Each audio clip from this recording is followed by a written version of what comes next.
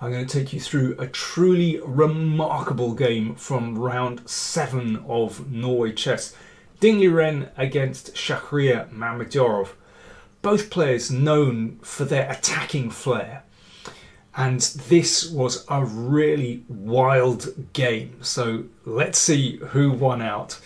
Ding with the white pieces. And Mamedyarov known for playing the Grunfeld. So Ding plays this move pawn to f3, which is really an anti-Grunfeld move. Let me explain that. Let me just go back a move. If white plays knight c3, then this is the so-called Grunfeld, and so on. This is one of the main lines, and followed by c5, etc. Now, in playing f3, the point is that after d5, and this is what happened in the game, you can see that black cannot exchange knights, obviously. The knight has to go back. So white establishes a strong centre, but black has been unable to exchange a couple of minor pieces, which means that black's position is quite cramped, and the more pieces on the board, the better it is for the player with the centre cramping those minor pieces. That's the big idea.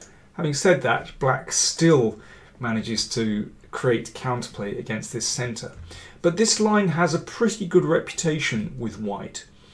But it's over the past few years, it has been played on many occasions. In fact, we had another game with this line in Norway Chess yesterday, where Carlsen with black played knight c6 against Wesley So and broke with f5. Very interesting game. But we had Mamedyarov playing e5, the more traditional move, and then c6. This line was played notably in a game between Anand and Gelfand in their World Championship match in 2012. And these players followed that game exactly. So it looks as though white has this ready-made natural attack on the king side, possibly with bishop h6, very similar to a kind of Yugoslav attack in the dragon.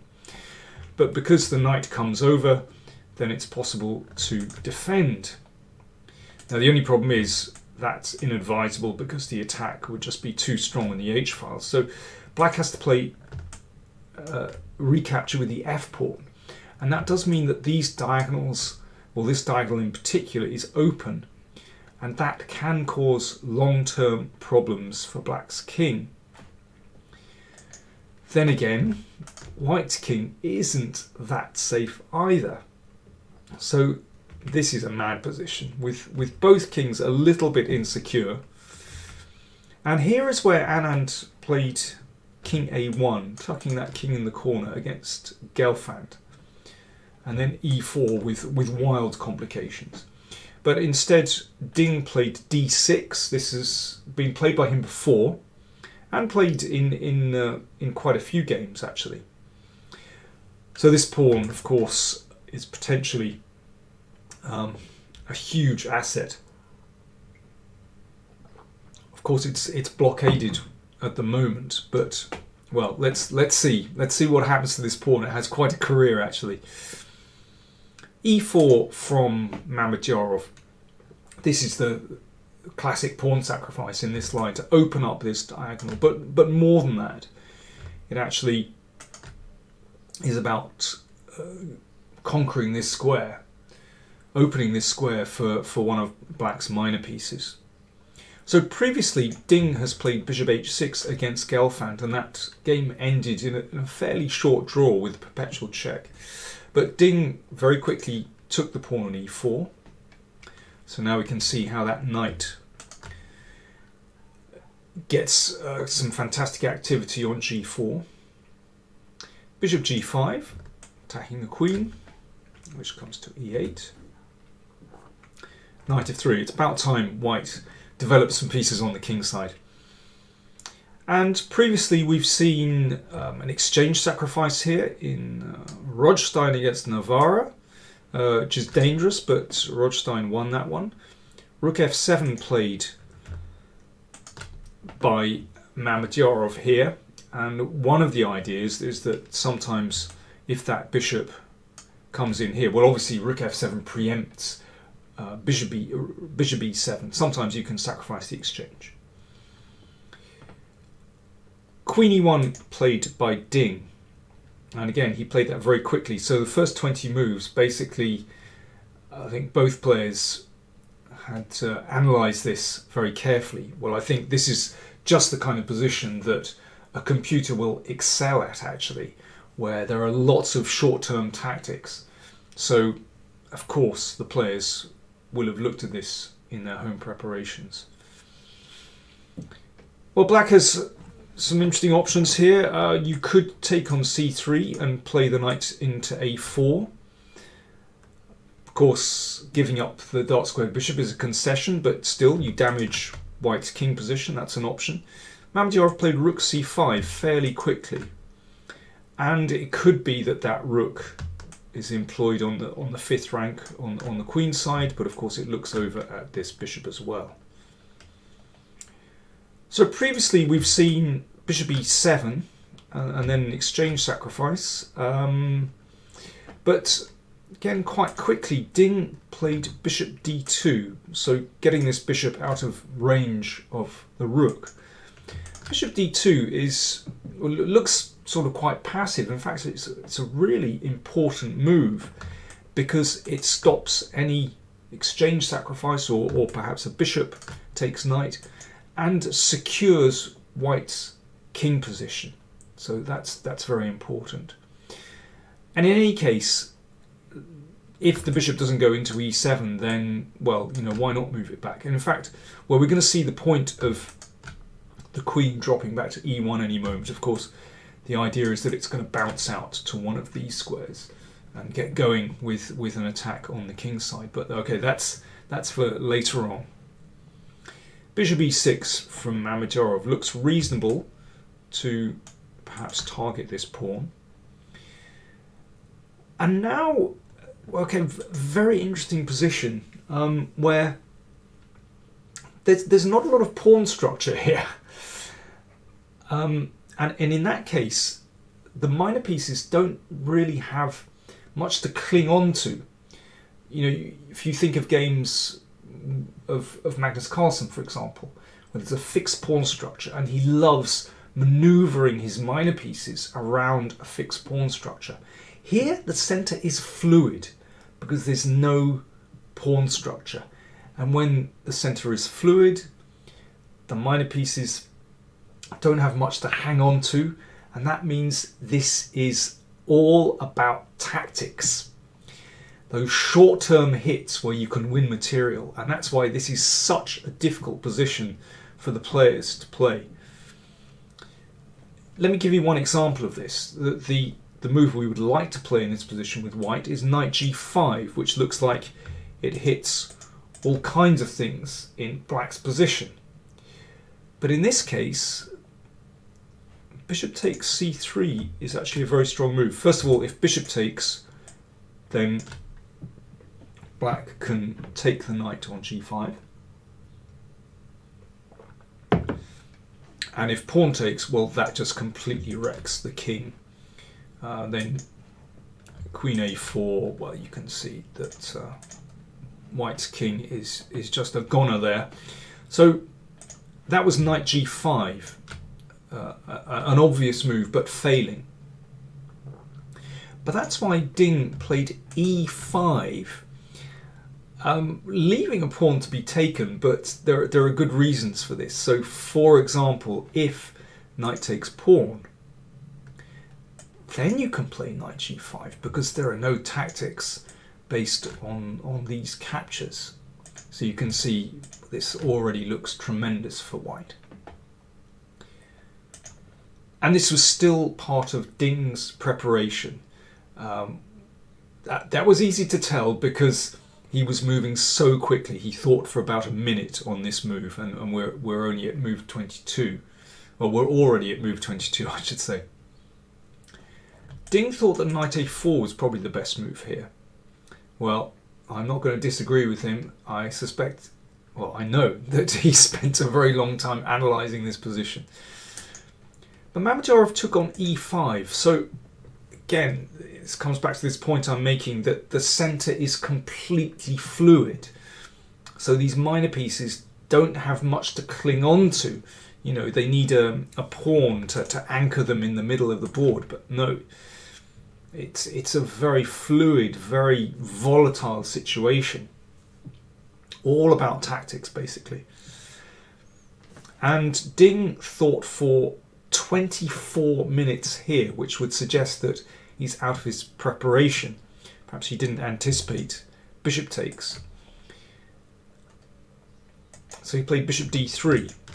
Probably just means that bishop e5 isn't a good move. He didn't think it was the best move. Maybe he didn't analyse it in as much detail as, for example, knight a4.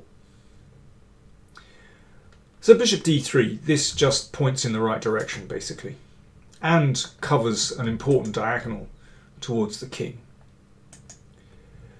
So let me see. Bishop f6 would seem to be a prudent move here, and then the king would probably just hide in the corner. But let's come back. Instead, Mamedyarov just went on the attack straight away with knight a4, and that's very typical of him. He's absolutely loves attacking, doesn't want to lose the initiative, you know, doesn't want to waste the move with bishop f6, for example. So Ding took that bishop. Now that is a key piece to get off the board, because there is potential then to attack on the dark squares. Of course, Mamedyarov didn't learn the moves yesterday, and he understands that, but he's hoping to get a big initiative against White's king. So if knight takes, then the bishop will just drop back. So rook takes, attacking the queen, and now the queen bounced out h4. And Ding actually thought he was winning after this move, and that shows extraordinary confidence on his part, actually. So we have a threat to take on g6, and obviously that would result in a mate on h8. So rook h5, and now queen g3. So Ding has managed to drag this rook to the h file, and that means actually that there are potential weaknesses here on the e file. So for example, if rook takes rook, and if this knight comes back, then rook e1, and you can see how this is pretty sensitive, and I think black is in trouble there. You know, this bishop on e6 is kind of floating, and at some moment black is going to suffer on the dark squares. Let's come back. So just a reminder, the rook has come over, attacking the queen, which has dropped back to g3. Mamedyarov exchanged on c3, which brings the bishop to its perfect square, zapping down that long diagonal, but also anchored by a pawn and giving White's king some protection as well. Mamedyarov understood that, but he wanted to attack, and you can see he now takes the initiative by attacking the pawn on a2. And here is where Ding found an absolutely remarkable move, a fantastic move. And you have to really admire his calculating skills. Not only that, his belief and, you know, his ability to find a remarkable move here. d7. This is absolutely brilliant. That pawn can be taken 3 different ways. Not only that, it also allows black to simply take the pawn on a2 with check. It's incredible. Amazing concept. So, well, first of all, let's deal with that move. Queen takes a2 check.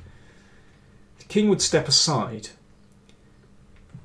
Now black has to deal with the threat to make a queen.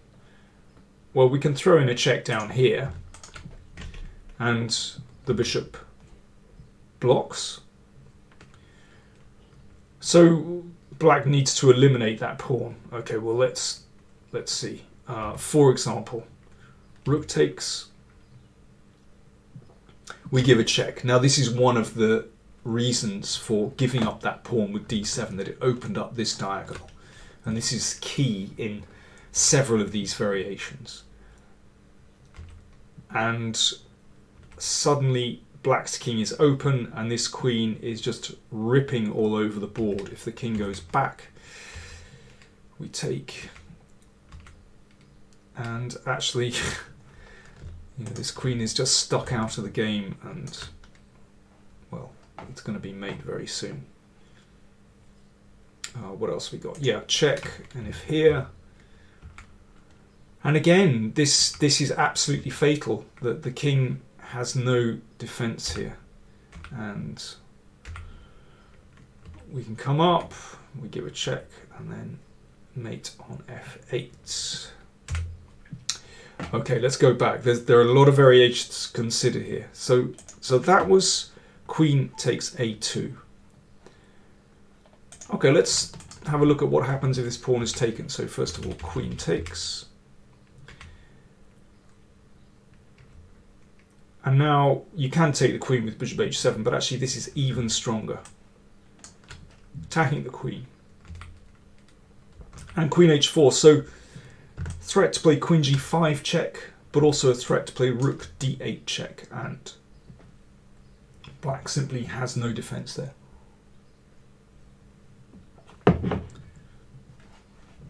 Okay, let's go back. What about bishop takes? Bishop c2 attacks the queen, so now there's no longer a threat here. Queen drops back. Exchange here. Once again, the king starts to open up. A check. If the rook goes back, then bishop takes pawn check is winning. After this, bishop b3.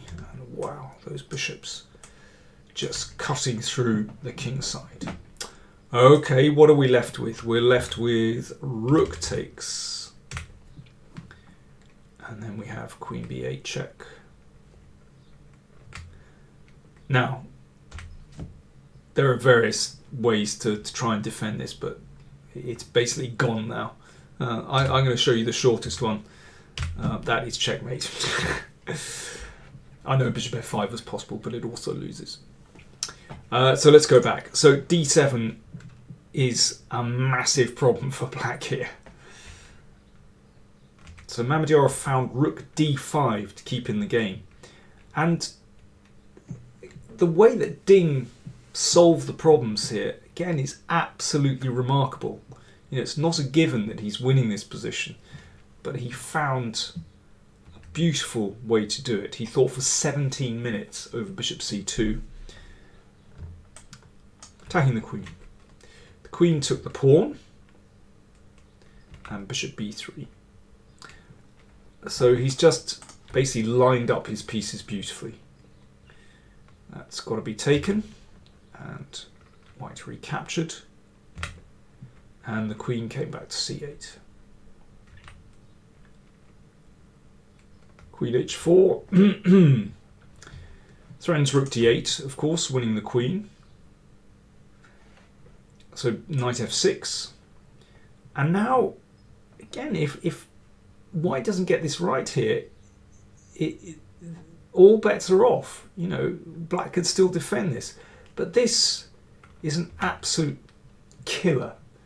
And I think to see this move, way back, what calculating skills Ding has. So there's nothing better than to take here, and now rook f6. It's in a way a very simple continuation, but there is absolutely no defense. So here Mamedyarov actually resigned. Let's just go through a few things. Well, one threat is to take the bishop, and the other threat is to take on g6, and black cannot defend against both. So let's just show you. If bishop e6, rook g6 check, that gets taken. If that's taken, then queen h8 mate. Or if the king steps this way, then this also is fatal. Let's go to the very end, because I want to see a checkmate in the final position, basically. And queen takes queen is mate. There are other variations, but yeah, you get it. Black is completely lost. Absolutely brilliant from Ding. What a calculating monster he is. And that brings him very close to Fabiano Caruana on the live rating list. So Carlsen is way out ahead on 28.70. Caruana is second in with 28.14. Ding is now third in with 28.13. So Ding was already third, but 28.14 Caruana, 28.13 Ding. He's getting very close. And, well, the way his form is going at the moment, the momentum is definitely with Ding Liren.